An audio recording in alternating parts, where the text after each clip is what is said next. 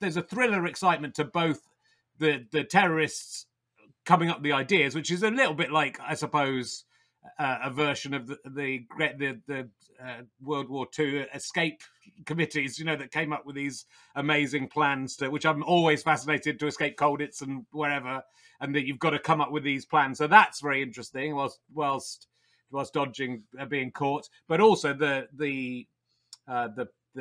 people, the police chasing him, the guys who tried to disarm the bombs, and again, there's a very moving story about the bomb disposal guy being killed in the Wimpy bombings in London. Yes, I mean, there's all these elements like subplots within it, where, for example, there's Peter Gurney, this very brave, courageous army and then police bomb disposal guy, and his life and career kind of threaded that of Patrick McGee.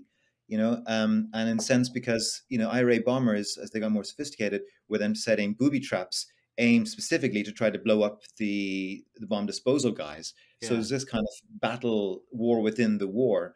And that's part of this. And, I find that fascinating, and just such a, you kind of have to fettle that in. And likewise, I mean, for me, I really was struck by just kind of little elements of class. Like, for example, like a lot of the police, and I was struck by how many of the detectives, and also David Tadd, who's the fingerprint expert in Scotland Yard. A lot of these guys were working class boys, were very bright, but hadn't gone to university. So they end up in the police force in the 70s and 80s. And, the really bright ones it seemed quite meritocratic, and they were very, really interesting, just, talking to them, and how they were then battling these other kind of working class guys from basically the IRA guys who were also from working class. But then I remember one thing that struck to me was back to the Brighton, in the rubble of the Brighton bombing, when you'd firemen trying to dig people out.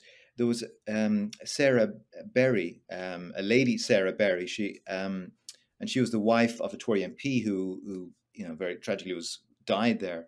But as the police were trying to extract her, or the firemen trying to dig her out, they couldn't see her, but they could hear her. And, it's quite important for them to get a connection with a person. They want to keep them talking, keep them alive.